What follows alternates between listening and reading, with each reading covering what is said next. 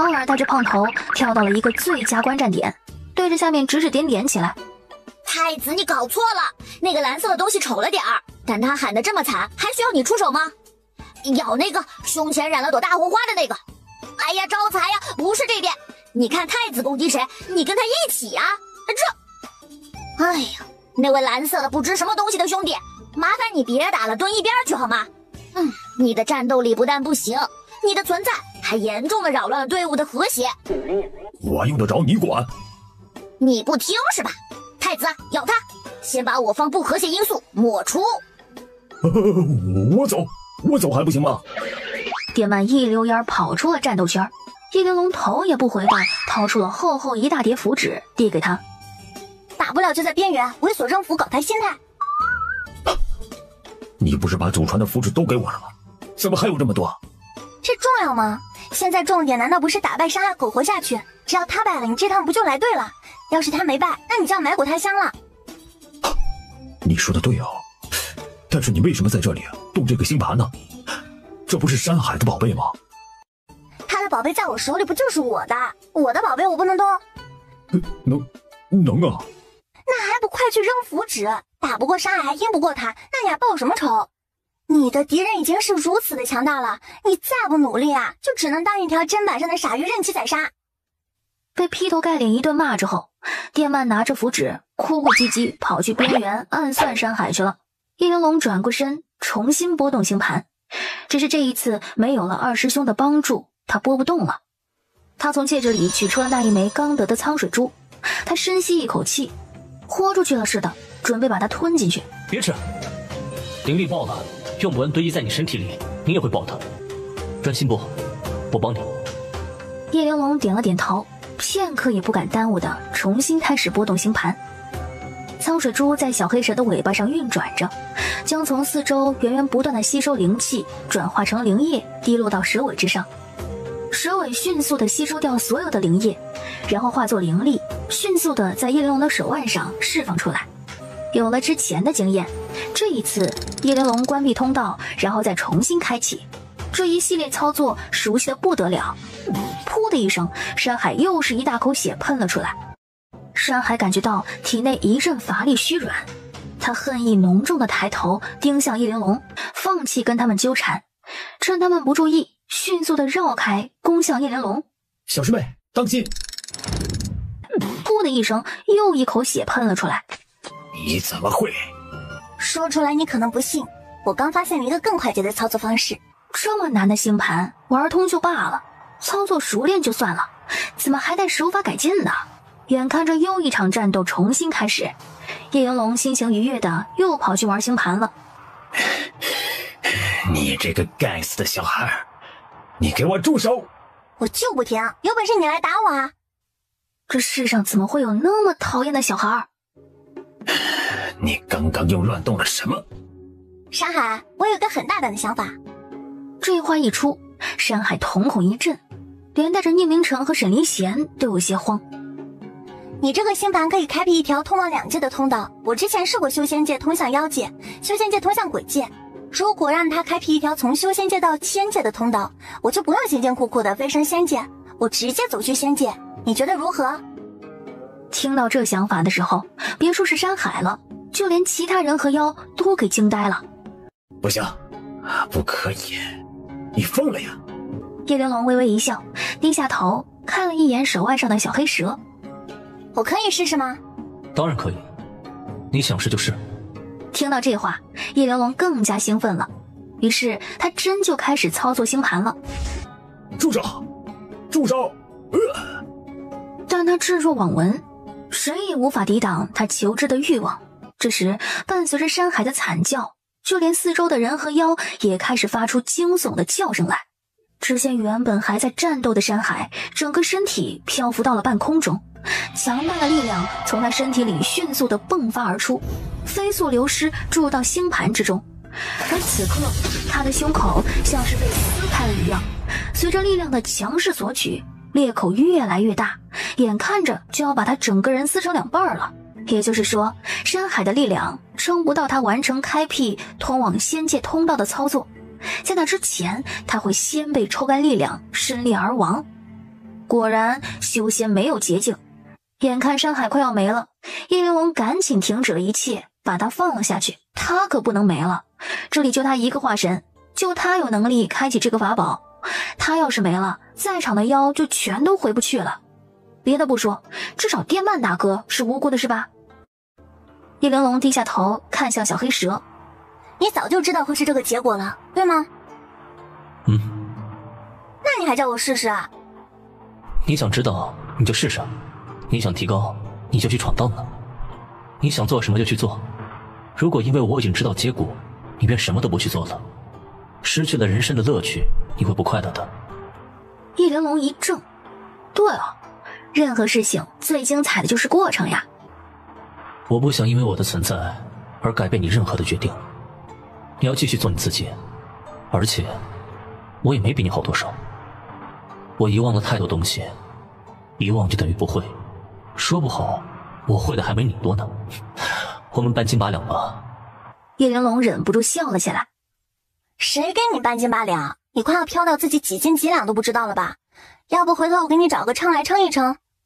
就在叶玲珑关闭星盘的那一瞬间，山海的身体迅速地坠落下来。现在的情况，他要打破这僵局只有一个办法。不好，他要跑了！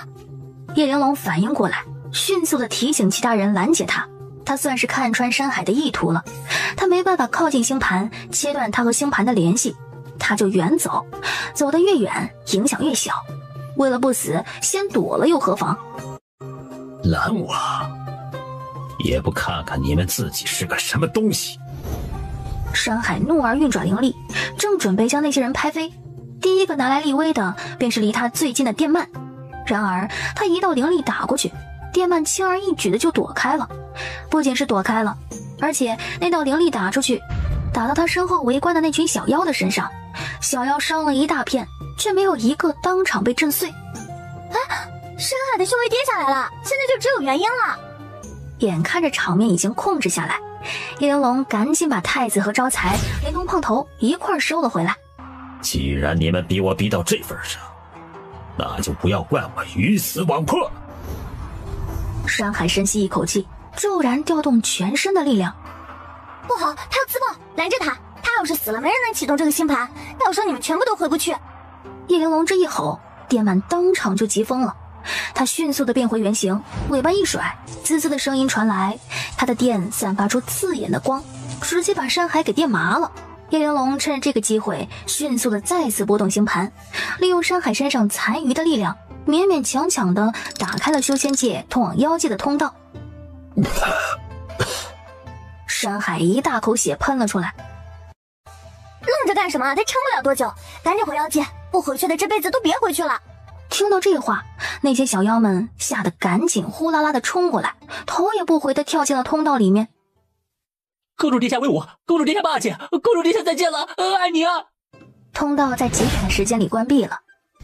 叶玲珑足尖一点，把悬浮在半空中的星盘拿了下来。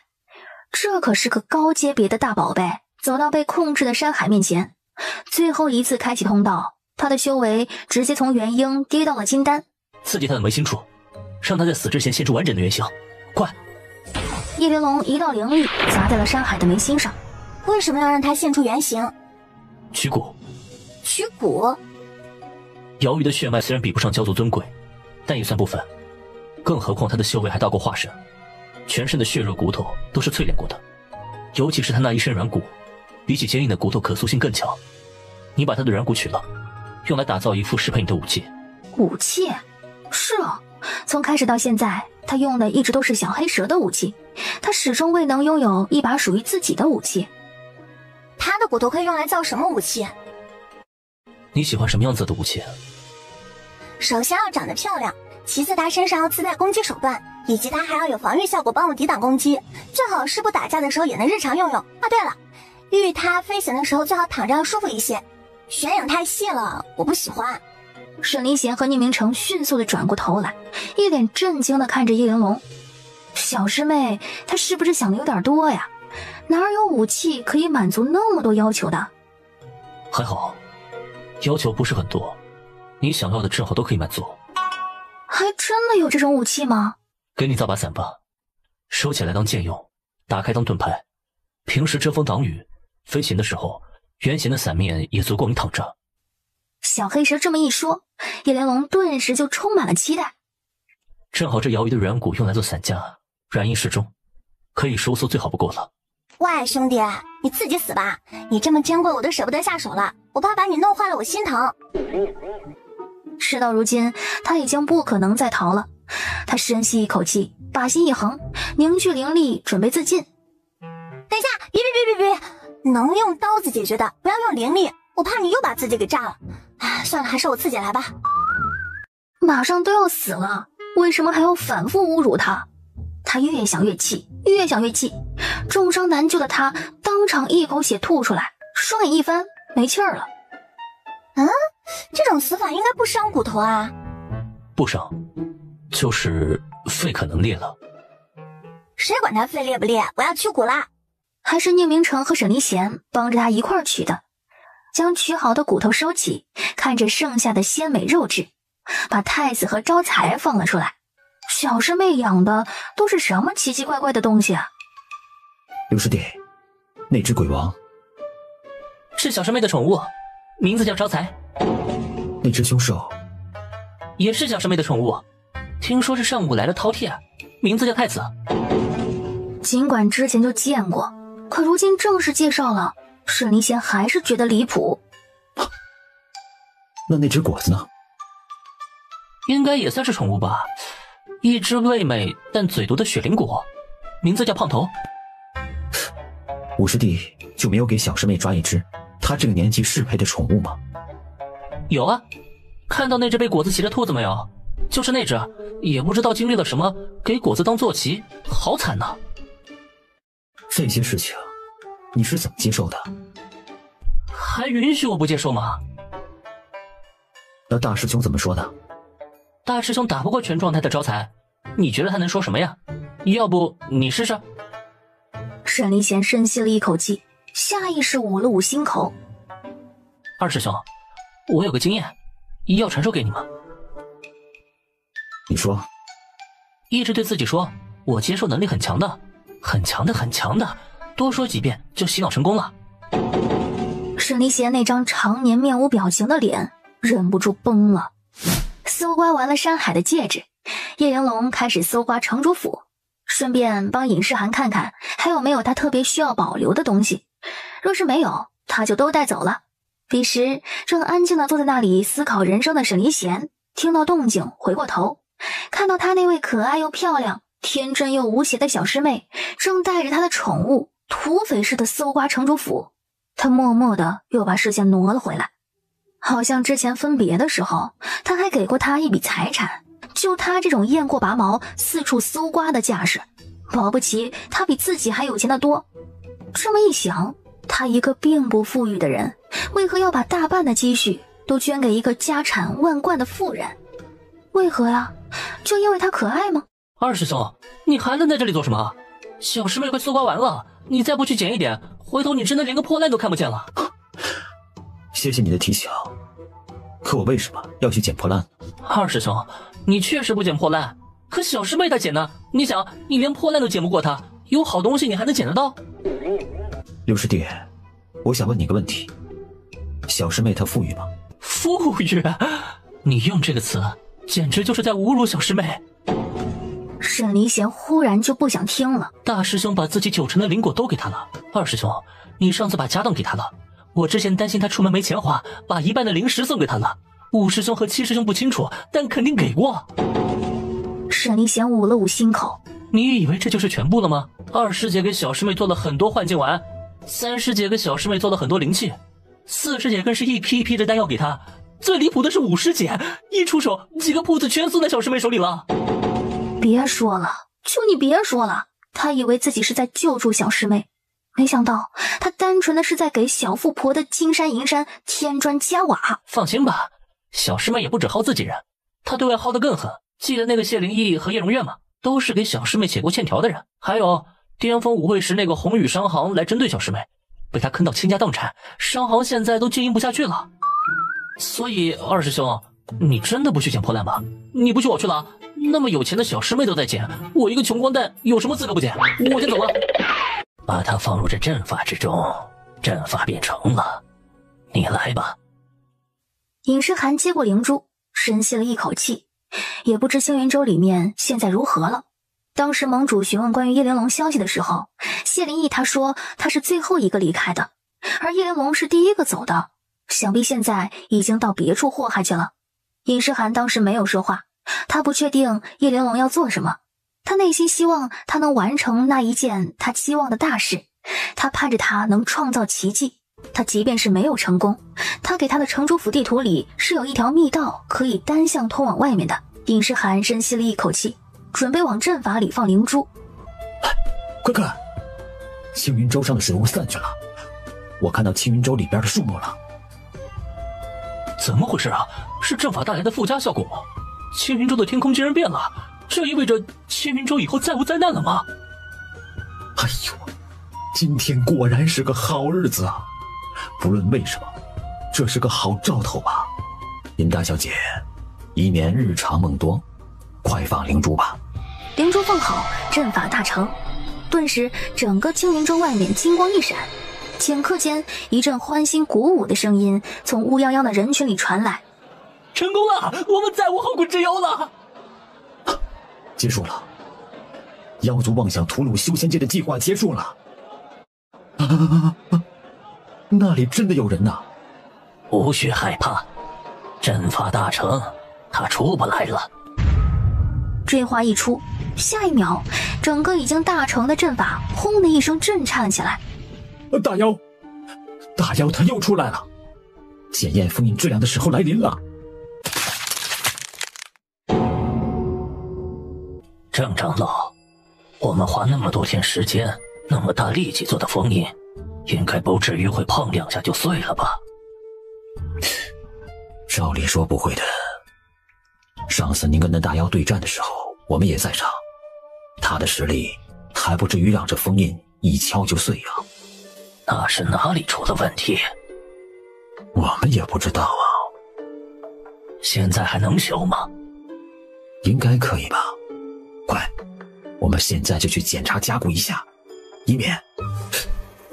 那长老话还没说完，底下人还在慌张一片的时候，砰的一道碎裂声响传来，封印裂了。顷刻间，所有人迅速后退，任汤莲一马当先挡在前头，做好了十足的应战准备。哎，人出来了，但气息不对。啊，出个青云洲竟然有那么多人迎接我，我这牌面也太大了吧！感谢感谢感谢各位这么给面子啊！叶玲珑，叶玲珑，看到他，所有人震惊的倒吸了一口凉气。哎，小师妹，这是什么情况？不知道啊。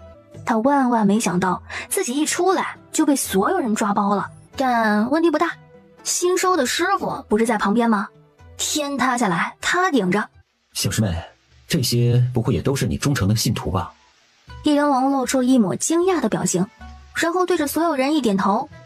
那肯定是啊，你看他们望着我的眼神里充满了不可置信，仿佛是天降神光，神奇降临。倒也不必把自己说的那么厉害。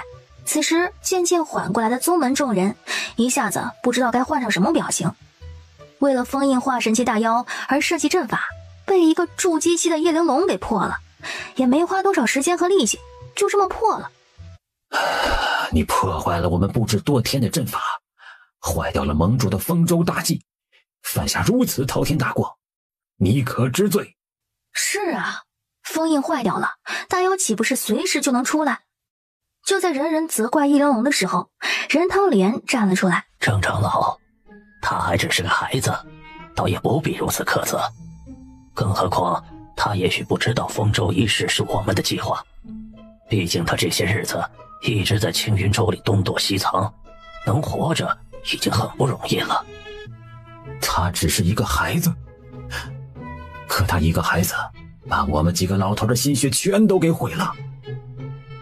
这事难道该反省的不是诸位吗？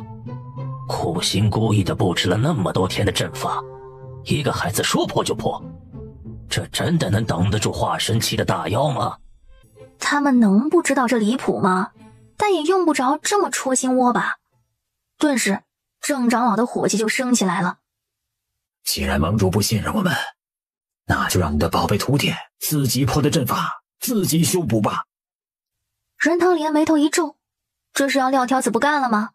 这些人自己做的东西被别人破解了，不去想着怎么提高，反倒是死要面子，直接摆烂，自视甚高又本事不强。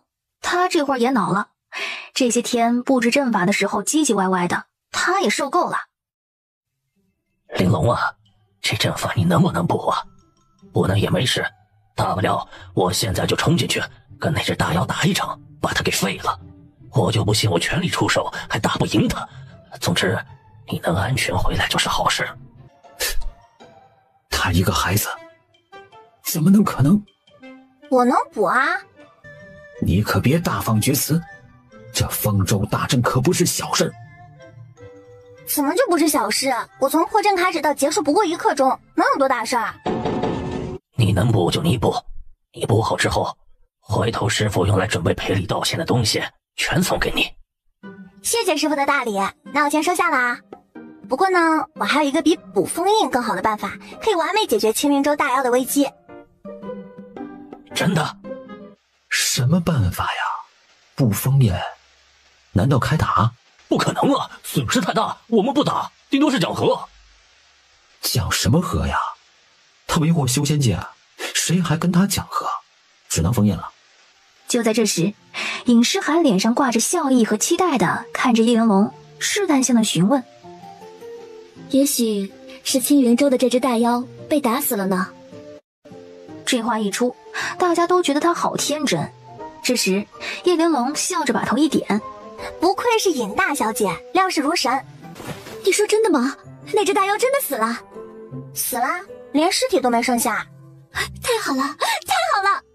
叶玲珑说他就信啊，他怎么那么天真呢？这么大一只化神期大妖，说死就死了，谁信啊？真的假的？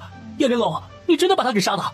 我说你怎么明明逃出来了却不见人影，原来是跑回去杀他了，你这也太厉害了吧！哎，干什么干什么？你哪位啊？好端端的跟我叶子姐套什么近乎？他杀了化神期大妖关你什么事啊？让开点！我叶子姐威武，我叶子姐超凶啊！啊，不是吧？我都还没有开始历练，你就先杀了化神期大妖啊？你这进步也太快了吧！我都要追不上你了。在昆吾城弟子的期待之下，江于征也跑过来问情况了。小豆芽，你真的杀了化神期的大妖？原以为这么离谱的谎言是不可能会有人相信的，没想到一眨眼竟然有那么多人信了。他们都疯了吗？触姬怎么可能打败化神呢？就连盟主都没有十足的把握，他怎么可能做到呢？是吧，大师兄？柳元旭被身边的弟子这么一问，整张脸全部皱成了一团。不是吧？不是这么离谱吧？把元婴玩弄于股掌之中就算了，现在连化神都敢去祸害了，这样下去，他的仇这辈子还有机会报吗？另一边，贺连放深吸了一口气，抬头仰望蔚蓝的天空。贺兄啊，这仇是真的报不了了。他已经开始对化神动刀子了，如此丧心病狂，这谁敢惹啊？看到小师妹身边一下子聚集了一大波人，沈离贤整个人都懵了。这么离谱的事情也有人信？柳师弟，这情况……淡定，未来只会更夸张。咱清玄宗不是很低调的吗？算不上吧，毕竟刚结束的巅峰舞会，咱清玄宗霸榜啊。眼看着场面越来越乱，任堂莲拧着眉头轻斥了一声：都给我滚回自己的位置站好。他这一吼，大家全跑光了。玲珑，你说青云州的那只大妖死了？是啊，不然这里边水雾怎么会消散呢？可他修为明明已经到了化神呢。叶玲珑从戒指里拿出了一块玉佩。见过这个吗？玉佩一出，顿时全场一片抽泣声。这是那只大妖的随身玉佩。这时叶玲珑又得意地从戒指里取出了一枚妖丹，放在掌心里转了个圈儿。知道这个是什么吗？看到妖丹的那一瞬间，全场直接就没了声音。妖丹，那可是化神期大妖的妖丹，看着好大好圆好亮啊，就是裂纹有点多，难不成死之前遭受了非人虐待？任堂莲忍不住惊呼了出来，然后下一秒激动的上前，低声凑到他耳边：那只大妖的全部财产已经到你手里了。师傅，他的归他的，你的归你的。刚刚在那么多人面前答应我了，你该给的一分也不能少。任堂莲的心顿时就一阵阵的抽痛，他做这些都是为了谁呀？这小混蛋有没有点良心呢？看样子那只大妖是真的死了。是与不是，你们自己进去看看不就知道了吗？封印缺口在这儿呢，欢迎大家进去查看。饶是大家都信了叶玲珑，但他们还是忍不住都进去看看。青云州大妖死了呀，他真的死了哎，而且是死在一个筑基期的手上，这世界好玄幻啊！眼看着几乎所有人都飞了进去，只有尹诗涵还在外面没有动。你不去看看吗？不去了，伤心之地不宜久留。城主府的东西我都收起来了，你有什么想要的吗？尹诗涵摇了摇头，没有了。那你以后有什么打算？去投奔我外公，就孑然一身的去。我外公疼我，我又是一个一无所有的孤女，想必日子不会很难。叶玲珑，我会好好修炼的。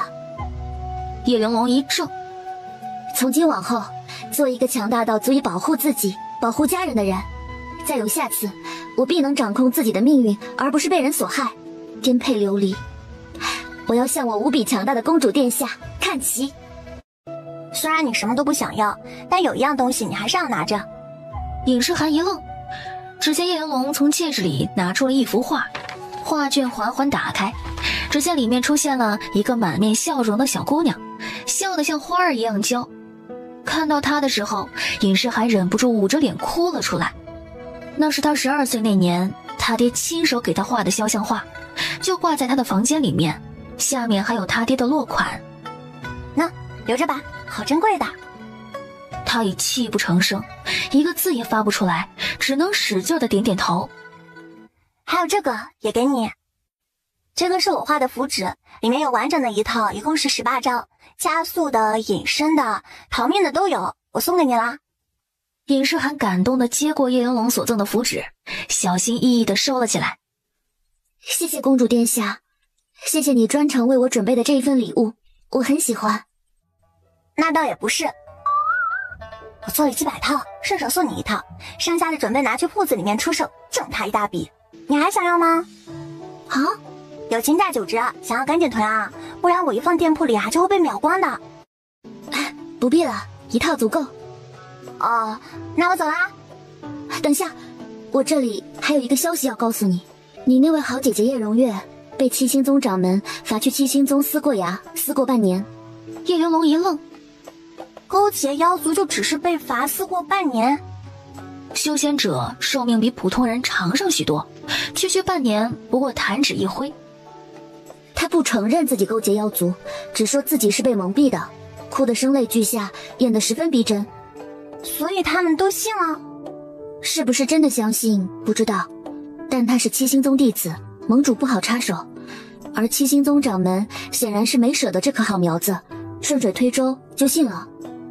叶玲珑点了点头，女主光环如此强大，总不可能这点罪名就直接嗝屁了，但至少她能消停半年了不是？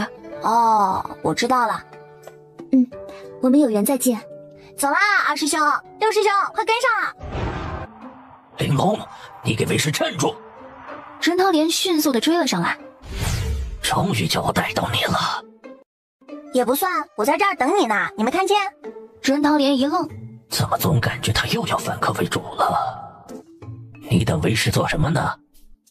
你刚刚说要给我一份大礼的，我们这么熟了，这客气的话呢就不必多说了，你也不用纠结过送什么才不亏待我，我呢就直接点单。玲珑，这次无论如何，我要带你回金华山。我没说不回啊，我连同我2个师兄一块儿给你带过去，这总行了吧？你两位师兄想必有事要忙。你们有别的事情吗？我们……宁明成在小师妹更可怕还是盟主更可怕之间犹豫了1秒钟。什么事情都没有，很闲，很空，很无聊。我的意思是，带你的2位师兄去镜花山不方便。师傅啊，其实带上比较好。为何？人质在手，我岂能逃？任堂莲以及宁明成和沈离贤3个人同时惊到了。镜花山不大，但确实人杰地灵，适合修炼。今天开始，你就在这里住下吧。如果没什么事情，我先回房了。分别后差不多半个时辰，师傅，我带你去个好玩的地方。镜花山是他的地盘，有什么好玩的地方他不知道。任堂莲怀着一颗好奇的心跟在叶玲珑的身后，路是他熟悉的路，景也是自家的景。一直到他们走过一条上山的小径，这里的灵气好像比其他地方的都要浓郁一些。他眼眸微微一闭，仔细地感受了一番，怎么好像桃花林之外的灵气比之前要稀薄？上次叶玲珑在九华山上耗光了灵气的那一股不安感再度袭来。这是什么呀？灵池啊。哪儿来的？我不记得我镜花山上有灵池啊。我刚挖的。刚把人带回来不到半个时辰，就已经开始改造他的镜花山了。师傅，你看到这灵池是不是激动的一句话也说不出来了？是不是万万没想到还能在自家山头上泡灵池？不过师傅，这池子是我一个人的，你要泡灵池的话，前面左边那个灵池是给你的。你竟然挖了2个灵池啊？错，挖了3个，还有一个是宠物专用。师傅，你还愣着干嘛？去隔壁啊，我要跳进去了。你先跟我捡。砰的一声，水花溅起，叶玲珑直接跳进了灵池里，吓得任堂莲嗖的一下转身离开了。任堂莲去到了那个叶玲珑给他留的灵池，沈离贤和宁明成已经在里边了。原来根本就不是专程孝敬他这个师傅，他只是个顺带的而已。他一个长辈跳进池子里去跟2个小辈泡一块儿是什么意思？他正准备转身离开的时候，里边的2人听到动静，主动的挪了个位置，让出了中间的一大块给他。气氛都到这儿了，他好像也不太合适甩脸离开。当灵池浸泡全身的时候，任堂莲舒服的眯起了双眼。他的修为已至化神，灵池对他的提升作用已经微乎其微，但进去之后是真的很舒服，单纯身体上的享受罢了。这徒弟是顽劣了点儿，但好歹能想到师傅，念他初犯也不是不能原谅他一次。自己忽略了一个非常严重的问题，这可是人工造的灵池啊，这要是传出去，不知道得让多少人疯狂，届时人人争抢，腥风血雨，死伤无数，那场面不是开玩笑的。玲珑啊，你这个珠子是怎么来的？你说苍水珠吗？苍水珠，这不就是青云州城主的宝贝吗？你这趟去青云州到底捡了多少宝贝？不多，也就4个大宝贝，10多个小宝贝，以及数不清的破烂宝贝吧。这叫不多。看样子青云州之所以这么干净，应该是被他扫荡过了。除了这个苍水珠，你还得了其他3个什么大宝贝？师傅，知道的太多对你的安全不利。我已至化神，这下修仙界的人谁还能随随便便对我不利呀？青云州的大妖也是化神啊，现在不还是连尸体都找不全？你还没告诉我，你到底是怎么杀他的？靠智慧。什么样的智慧呀？师傅，知道太多对你的安全不利。干什么？你难道还想试尸啊？不可说。那你有什么是可说的？有，你抬头往天上看一眼。纸上漂亮的字体列了个清单，单子上写了许许多多的材料，样样都是又贵又罕见又难找的。你要这些东西做什么？做武器。武器？你手里那把剑不是挺好的吗？不好，长得丑，话又多，心又坏，利用完了是该抛弃它了。最重要的是呢，那把破剑它不是我的。不是你的？只是散身卖身给我当牛做马而已。他抬头又仔细地看了一眼上面的清单，这一看心又忍不住隐隐作痛了。这是捡来个吸血鬼回家吧？你这是要做什么武器啊？做把伞。伞？对，关闭的时候像剑一样攻击，打开的时候可以当做防具，出门的时候坐上面舒坦，晴天遮阳，雨天挡雨。这确实是个好思路，但造的条件也太苛刻了。伞骨呢？用大妖的骨头，它是条瑶鱼，血脉珍贵，修为不低，骨头很适合。任唐莲忍不住倒吸了一口凉气。前几天他还当做对手的大妖，转眼就变成了他徒弟的伞骨，跟这个一比，其他的材料根本就算不上什么了。罢了，徒弟没武器，做师傅的岂能不管？都到这份上了，其他的材料我索性就帮你备齐了吧。多谢师傅。不过这里边还有一个材料我这里没有，我得带你出门去找才行。好啊。那你的师兄们？